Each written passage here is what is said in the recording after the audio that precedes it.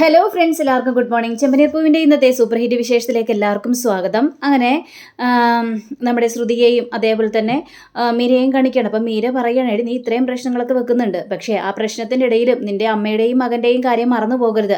അവരെ നീ ഇങ്ങോട്ട് കൊണ്ടുവരാമെന്നല്ലേ പറഞ്ഞത്. ഇവിടെ എവിടെയെങ്കിലും വാടകയ്ക്ക് വീടെടുത്ത് അവരെ അവിടെ താമസിപ്പിക്കാമെന്നല്ലേ പറഞ്ഞത്. ആ കൊച്ചു കിടന്ന് ഭയങ്കര ബഹളമാണ്. അമ്മയെ കാണണം, അമ്മയുടെ കൂടെ താമസിക്കണം എന്നൊക്കെ പറഞ്ഞുകൊണ്ട് ബഹളം. നീ എന്താ ആ കാര്യത്തെക്കുറിച്ചൊന്നും ചിന്തിക്കാത്തത് എന്ന് ചോദിച്ചു കഴിഞ്ഞപ്പോഴേക്കും എനിക്ക് ആ കാര്യത്തെക്കുറിച്ച് ചിന്തിക്കാൻ പറ്റില്ല. എനിക്കിപ്പോൾ ഈ പ്രശ്നങ്ങളാണ് മുന്നിട്ട് നിൽക്കുന്നത്. അവർ അവിടെ താമസിച്ചോട്ടെ, ഇപ്പം അവരിങ്ങോട്ട് കൊണ്ടുവരാമെന്നൊക്കെ പറഞ്ഞു കഴിഞ്ഞിട്ടുണ്ടെങ്കിൽ അത് നടക്കുന്ന കാര്യമല്ല. എടി, നീ അങ്ങനെ പറയാൻ നിൽക്കരുത്. നീ നിൻ്റെ അമ്മയ്ക്ക് വാക്ക് കൊടുത്തല്ലേ. ആ അമ്മയ്ക്ക് ഒന്നാനും സുഖമില്ലാത്തതാണ്. അപ്പം നീ എന്താ അമ്മയുടെ കാര്യം നോക്കാത്തത് എന്നൊക്കെ മീര ഇങ്ങനെ ആവർത്തിച്ച് പറയുന്നുണ്ട്. പക്ഷേ ശ്രുതി അതൊന്നും കേൾക്കാനായിട്ട് തയ്യാറല്ല. നീ ഒന്നും മിണ്ടാതിരിക്കുക, അതൊന്നും എനിക്ക് കേൾക്കാൻ വേണ്ട, പറയാൻ വേണ്ടെന്ന് പറഞ്ഞപ്പോൾ അത് ശരിയാവില്ല. നീ അവരെ കൊണ്ടുവരുന്നോ ഇല്ലയോ, അല്ലെങ്കിൽ അത് വേറെ പ്രശ്നത്തിന് വഴിയൊരുക്കും എന്നൊക്കെ ഇങ്ങനെ സംസാരിക്കുമ്പോൾ, എടി ഞാൻ അവരെ ഇങ്ങോട്ട് കൊണ്ടുവന്ന് കഴിഞ്ഞിട്ടുണ്ടെങ്കിൽ സച്ചിയും രേവതിയും അറിയും. അങ്ങനെ അറിഞ്ഞു കഴിഞ്ഞാൽ പിന്നീട് ഒരിക്കലും എനിക്ക് ആ വീട്ടിലേക്ക് കയറാനായിട്ട് പറ്റില്ല. ഇടി, സച്ചിയും രേവതി എങ്ങനെ അറിയാനാണ്? ഈ ആദി എന്ന് പറഞ്ഞാലേ സച്ചിക്കും രേവതിക്കും ഭയങ്കര ഇഷ്ടമുള്ളൊരു കുട്ടിയാണ്. അപ്പം അതുകൊണ്ട് തന്നെ അവരറിയുക തന്നെ ചെയ്യും. എടി, അവരെ കാണുകയേ അവരുടെ വീട്ടിൽ പോവുകയും ചെയ്യട്ടെ, പക്ഷെ നിൻ്റെ കൂടെ കാണാതിരുന്നാൽ മാത്രം മതി എന്ന് വിചാരിച്ച് എടി ആ പാവം കുഞ്ഞിനെ ഇങ്ങനെയിട്ട് വേദനിപ്പിക്കണോ? നിനക്ക് ശാപം കിട്ടൂടെ, പിന്നെ ഒരിക്കലും നിനക്ക് ആ വീട്ടിലേക്ക് കയറാനായിട്ട് പറ്റില്ല. നീ ശാപം കൊണ്ട് വല്ലാതെ പൊറുതിമുട്ടും. ഞാൻ പറയുന്ന കാര്യങ്ങൾ നീ കേട്ടോ ശ്രുതി, അല്ലെങ്കിൽ നിനക്ക് പ്രശ്നവും. എൻ്റെ ദൈവം, ഇത് വല്ലാത്തൊരു തലവേദനയാണല്ലോ. ശരി, ഞാൻ നോക്കാം, ഞാൻ അവരെ എങ്ങനെയും കൊണ്ടുവരാൻ പറ്റുമെന്ന് നോക്കാം. എൻ്റെ ജീവിതം തൊലഞ്ഞു പോവുകയാണല്ലോ എന്നൊക്കെ പറഞ്ഞുകൊണ്ട് ശ്രുതി ഇങ്ങനെ കിടന്ന് പ്രാഗാണ്. പിന്നീട് കാണിക്കുന്നത് നമ്മുടെ ശരത്ത് രേവതിയെ കാണാനായിട്ട് വന്നിരിക്കുകയാണ്. അപ്പോൾ രേവതിയോട് പറയാണ്, ചേച്ചി ദേവുവച്ചിയുടെ കാര്യം വല്ലാത്തൊരു കഷ്ടത്തിലാണ് കേട്ടോ. ദേവുവച്ചി അരുണേട്ടൻ്റെ വീട്ടിൽ പോയായിരുന്നു എന്ന് പറഞ്ഞപ്പോഴേക്കും അരുണേട്ടൻ്റെ വീട്ടിൽ പോയെന്നോ? എന്തിനു വേണ്ടി? വേറൊന്നിനും വേണ്ടിയല്ല. അരുണേട്ടൻ്റെ വീട്ടിൽ പോയിട്ടേ ദേവിച്ചി എന്താ പറഞ്ഞതെന്നറിയാവോ?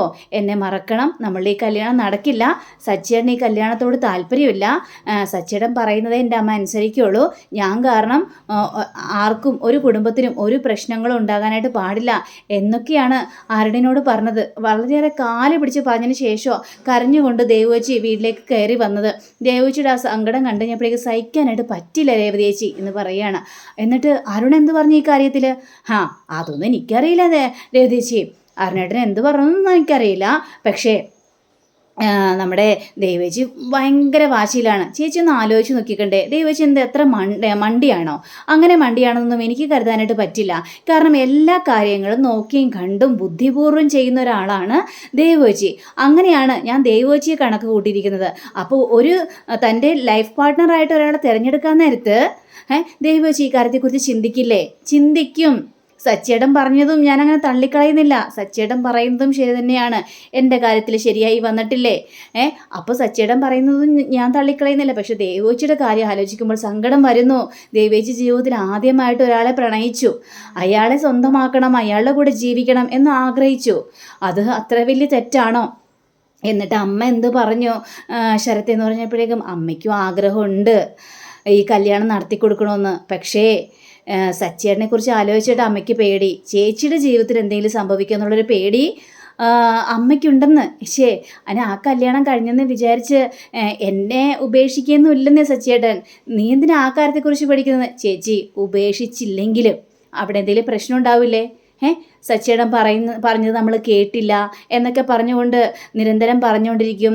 അവിടെ എന്തെങ്കിലും ഉറപ്പായിട്ട് എന്തെങ്കിലും പ്രശ്നങ്ങളുണ്ടാവും ചേച്ചി, അതാണ് അമ്മയ്ക്ക് ആലോചിച്ചിട്ട് പേടി എന്ന് പറയാം. ഇത് കേട്ടാ രേവതിക്കും ഭയങ്കര സങ്കടം തോന്നുകയാണ്. അങ്ങനെ രേവതി എന്ത് ചെയ്യാനാണ്, ഞാൻ സച്ചിയേട്ടനോട് ഒന്നും കൂടി സംസാരിച്ച് നോക്കിയിട്ട് നിന്നോട് എന്താണെന്ന് വെച്ചാൽ ഞാൻ പറയാം എന്ന് പറഞ്ഞുകൊണ്ട് നമ്മുടെ രേവതി പോവാണ്. അങ്ങനെ പിന്നീട് കാണിക്കുന്നത് വർഷയെയും ശ്രീകാന്തിനെയാണ്. അപ്പോൾ വർഷയാണെങ്കിൽ എന്തൊക്കെ ബുക്ക് വായിച്ചുകൊണ്ടിരിക്കുകയാണ്. അപ്പോൾ ശ്രീകാന്ത് ആരുടെയൊക്കെ ഫോൺ ചെയ്തിട്ട് അവൾക്കിപ്പോൾ നല്ല മാറ്റമുണ്ട്, അവൾക്ക് ഞാനൊരു ബുക്ക് മേടിച്ചു കൊടുത്തിട്ടുണ്ട്, ആ ബുക്ക് ഇപ്പം വായിച്ചുകൊണ്ടിരിക്കുകയാണ്.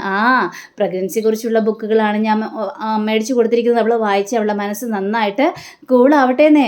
അവൾക്ക് ഇപ്പോൾ ഒരു കുഴപ്പമില്ല, ഞാൻ എപ്പോഴും കൂടെ തന്നെ ഉണ്ട്, അവളെല്ലാ കാര്യങ്ങളും ഏട്ടത്തെയും ബാക്കിയുള്ള എല്ലാവരും നോക്കുന്നുണ്ട്, അവൾക്ക് യാതൊരു കുറവുമില്ല എന്നൊക്കെ പറഞ്ഞുകൊണ്ട് ഇങ്ങനെ ഫോൺ വയ്ക്കുക. വർഷ ഇതൊന്നും ശ്രദ്ധിക്കുന്നില്ല.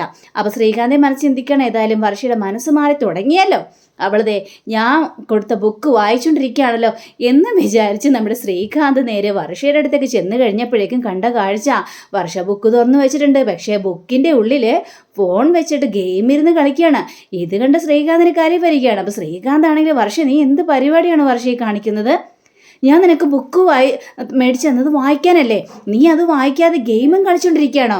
ഇതേ വല്ലാത്തൊരു കഷ്ടം കേട്ടോ. നീ എന്തിനാ അങ്ങനെ ചെയ്തത്?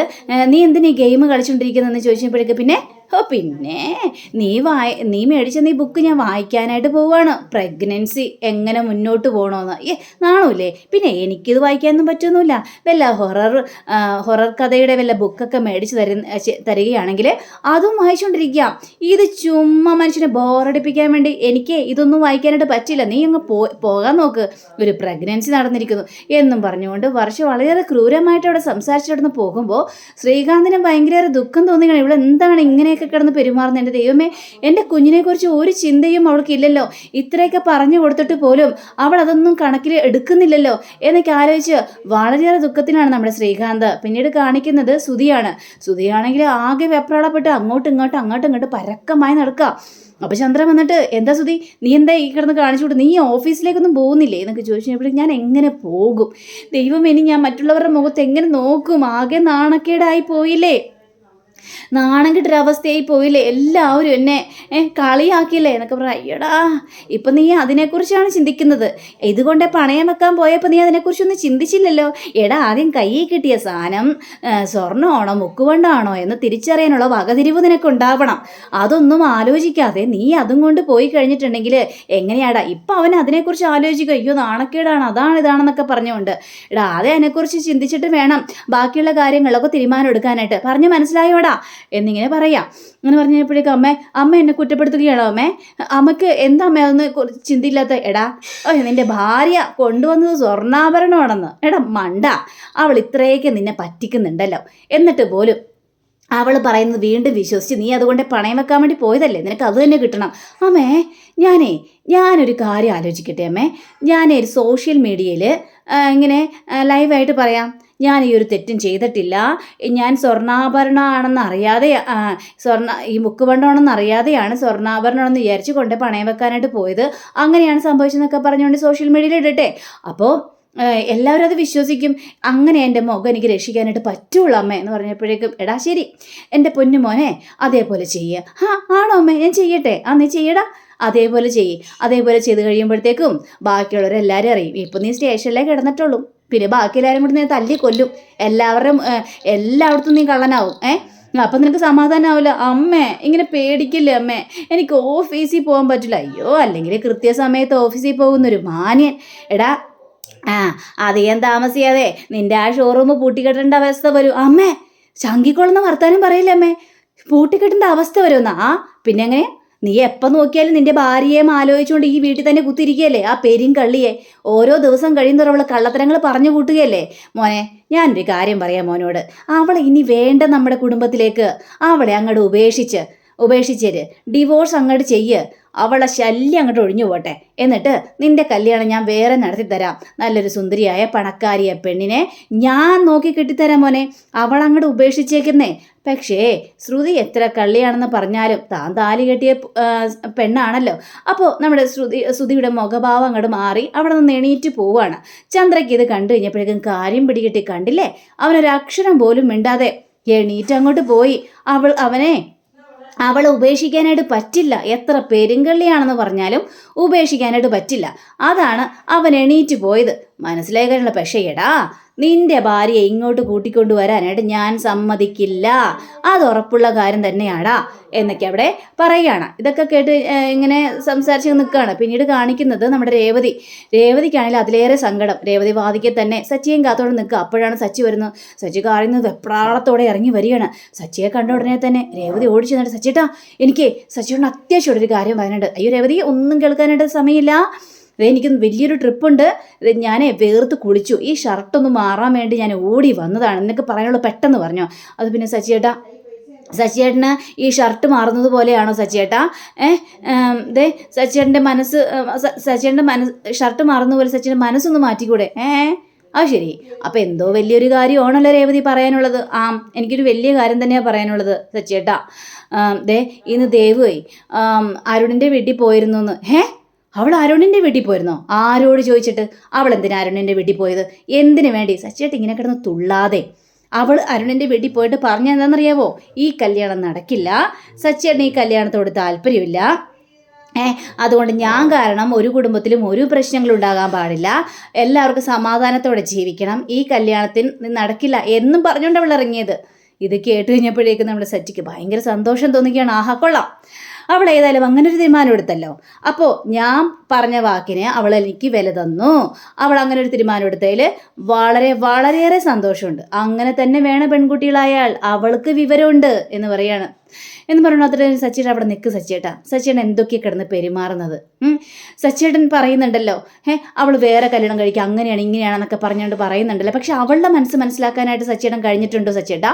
അവൾ പറഞ്ഞ് അരുണിൻ്റെ വീട്ടിൽ പോയി ഈ കല്യാണം നടക്കില്ല, എൻ്റെ സച്ചേട്ടന് അത് ഇഷ്ടമല്ല എന്ന്.